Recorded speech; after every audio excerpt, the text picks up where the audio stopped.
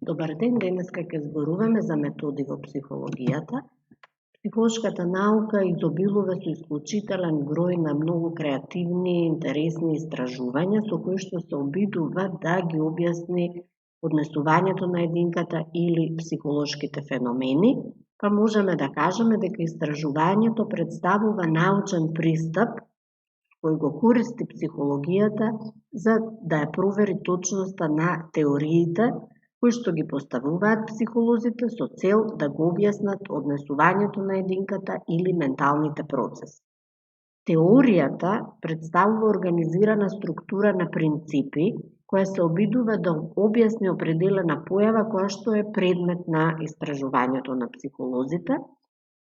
При поставување на тие теориски концепти, психолозите поаѓаат од определени предпоставки или хипотези, односно се обидуваат да ги докажат своите предпоставки и хипотези со што одредена психолошка појава ќе биде објасната и осознаена. Овде на фотографијата можете да забележите еве како изгледала една психолошка лабораторија на почетокот на минатиот век, во вакви простории, кои што обично биле лоцирани на познатите европски универзитети, се собирале психолозите и ги проучувале психолошките појави.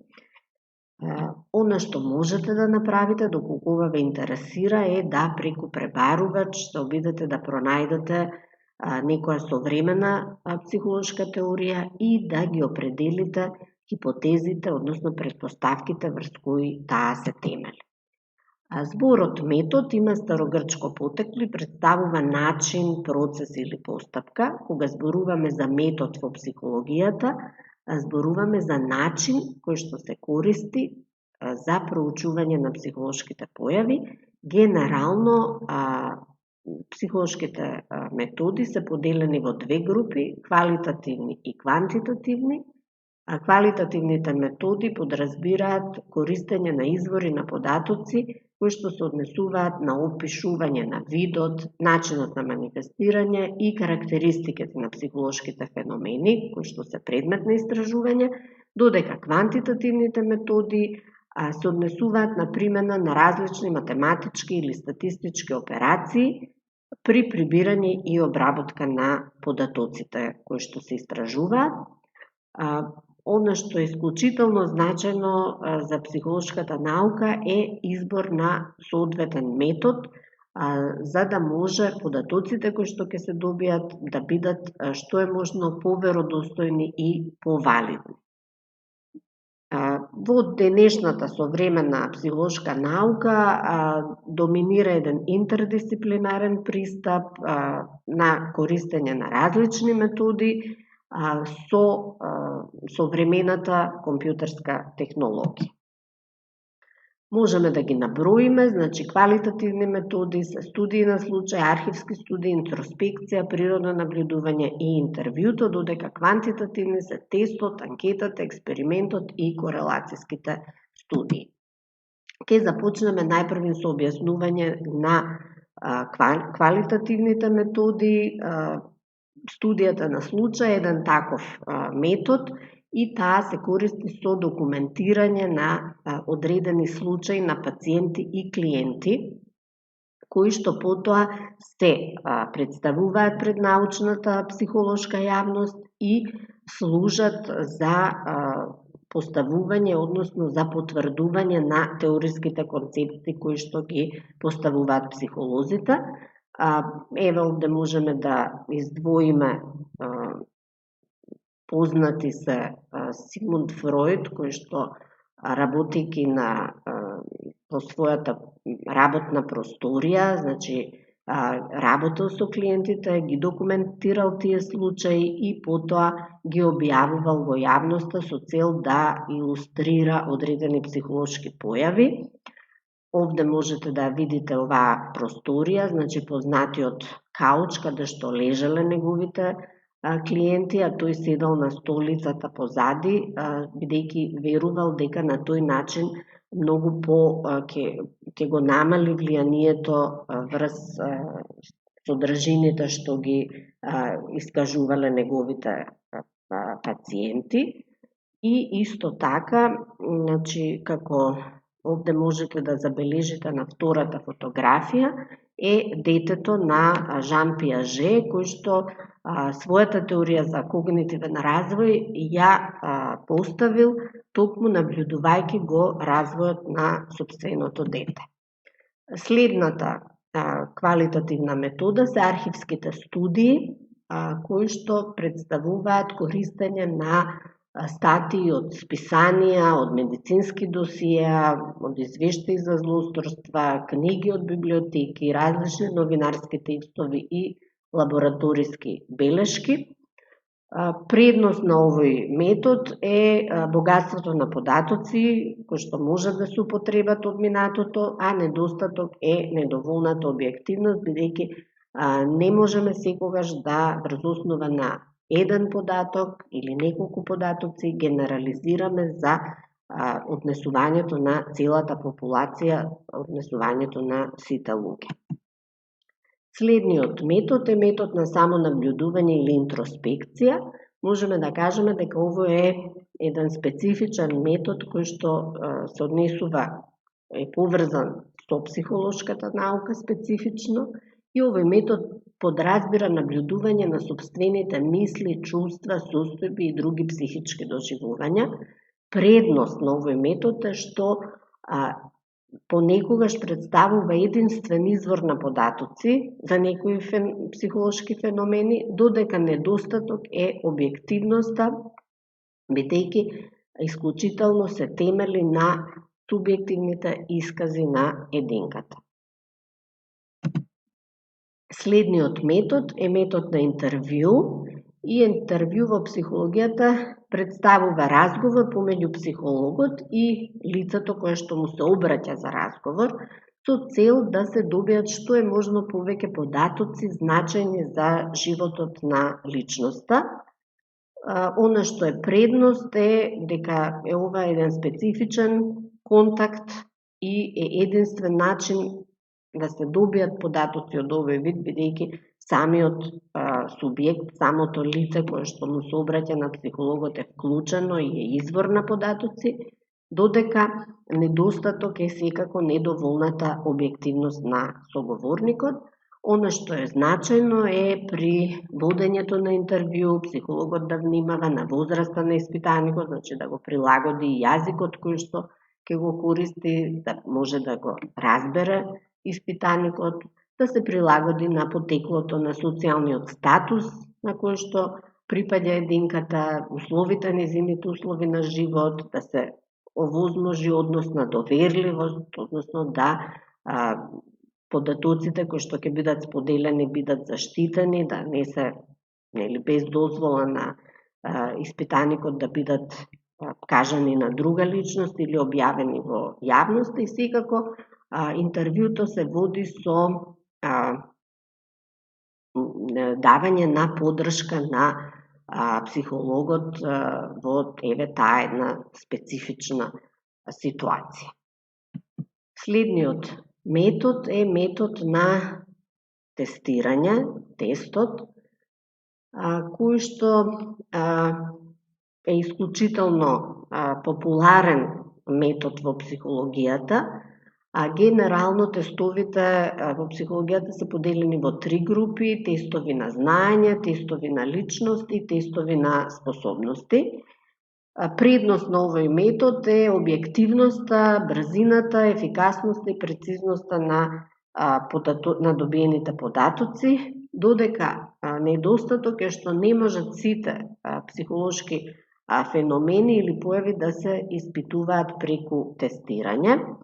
Овде можеме да забележиме на фотографијата еден од најпознатите тестови или техники за истражување. Тоа се Роршаховите дамки, кои што представуваат базично дамки капнати со капка мастило на лист кој што е превиткан на половина, значи има некаква симетрија, и се бара од испитаникот да нели, да ги наблюдува овие различни неколку слики од дамки и да изрази, нели, и да изрази на што тие го асоцираат и се смета дека неговите искази ќе бидат значајни за да може да се забележат, нели, карактеристиките на личноста на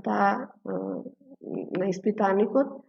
А во продолжение, во овој дел можете да видите едно прашање како изгледа еден тест на способности, односно за мерење на интелектуална способност, и во овој дел се забележува еден исто така тест на човечка фигура, каде што се смета дека при цртањето на фигурата можеме да заклучуваме за развојот на единката и за нејзините психолошки карактеристики.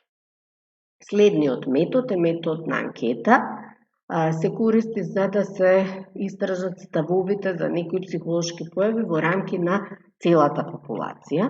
Она што е карактеристично за овој метод е дека при користење на анкетата од клучна важност е да се одреди мостра која што ќе биде репрезентативна, односно ќе соодветствува или ќе го представува примерокот од популацијата, и тоа во број на испитаници кои што ќе соодветствува на големината на популацијата.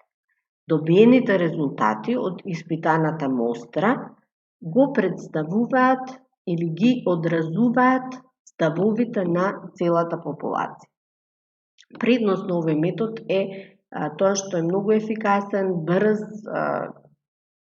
и лесен начин на прибирање на податоци, затоа што ја испитуваме мострата, значи помал број на испитаници, меѓутоа мислењето или ставовите на таа група, на таа мостра го одразува мислењето на целата популација, а недостаток е недоволната објективност доколку не се обезбеди репрезентативен пример. Например, ако сакаме да го проучиме, да го истражиме мислењето на средношколците во Република Северна Македонија, значи не можеме да изанкетираме двајца само средношколци, туку треба да таа бројка на испитани, односно анкетирани средношколци соодветствува на бројот, значи да е процентуална вредност од бројот на средношколци во Република Северна Македонија. Следниот метод е метод на природно наблюдување и овој метод подразбира наблюдување на однесувањето на испитаникот од страна на психологот. Значи може да се наблюдува однесувањето на една личност или на група испитаници кои што се обавува во природната средина во која таа единка или група живее, односно работи. И токму предност на овој метод е што се случува наблюдувањето во природната средина на единката, бидејќи на тој начин се смета дека е најприродно однесувањето и најреално, додека недостаток може да биде недоволната објективност и неможност да се повтори истото наблюдување. Ова на фотографијата што можете да го видите е една таква соба за наблюдување, каде што гледате дека се наблюдува однесувањето на детето, како на неговата игра, на неговите реакции, а овде седат наблюдувачите кои што преку камера го наблюдуваат однесувањето. Ова е едно двојно огледало, значи не се забележува испитаникот кој што се наоѓа во просторијата не го забележува присуството на наблюдувачите со цел да се зголеми објективноста на наблюдувањето. Корелацијските студии представуваат студии со кои што се истражува поврзаноста помеѓу различни променливи и нивното влијание на определени психолошки појави. Овие истражувања подразбираат статистичко мерење на поврзаноста, односно корелацијата на две или повеќе променливи кои што се претпоставува дека се клучни за реализирање на одредено однесување кај единката, односно за одредена психолошка појава. Овие корелации, поврзаности помеѓу променливите, помеѓу варијаблите, може да бидат или позитивни, значи да постои врска помеѓу променливите во одредено однесување, да нема корелација, значи нема никаква врска помеѓу психолошките појави или помеѓу варијаблите за кои што ние размислуваме, поставуваме хипотези, и да постои негативна корелација, односно да нема поврзаност помеѓу варијаблите кои што ги истражуваме. Предност на овој метод е можноста да се воочи поврзаноста помеѓу различни варијабли и како тоа влијае на психолошките појави, додека недостаток е што не се добиваат информации за причинско-последичните односи помеѓу различни психолошки феномени. Значи, ние можеме да разговараме, да наблюдуваме, да заклучуваме за одредена поврзаност помеѓу варијаблите, меѓутоа не можеме да добиеме информации за тоа каков е тој причинско-последичен однос. И метод на експеримент, значи кој што представува намерно предизвикување на појавата која што истражуваме во строго контролирани услови. Значи, мора да се постави хипотеза за која што ние веруваме, предпоставка, со која што сакаме да објасниме одредено однесување или одреден феномен, и поставуваме, односно одредуваме кои се факторите, кои се тие променливи вредности кои што имаат влијание на одреден облик на однесување. Овде е даден еден пример за тоа како можеме да наблюдуваме, односно да заклучуваме дека фрустрацијата може да влијае врз агресивно однесување. Значи, потребно е да постои експериментална група и контролна група кога се реализира еден експеримент. Контролната група подразбира отсуство на било какви интервенции, односно било какви променливи внесувања, додека експерименталната група подразбира дека се воведува експериментален фактор за да се види какво е влијанието, односно крајниот ефект откако е воведен тој експериментален фактор, односно таа независна варијабла. И значи се споредува, односно се утврдува дали постои статистички значајна разлика помеѓу двете групи, помеѓу нивните реакции, доколку постои во експерименталната група, тогаш можеме да заклучуваме дека таа варијабла, тој експериментален фактор има влијание во однесувањето или е значајна за тој психолошки феномен за кој што ние поставуваме хипотеза, односно разработуваме теорија. Еден експеримент е валиден доколку ги дава истите резултати кои ќе се повтори од страна на други истражувачи и ги бележи разликите помеѓу испитаниците вклучени во експериментот. Значи, тогаш велиме дека експериментот прави една фина анализа или разлика помеѓу испитаниците. И еве овде оној што го интересира повеќе може да ја реши и домашната задача. Со ова ви се заблагодарувам на вниманието.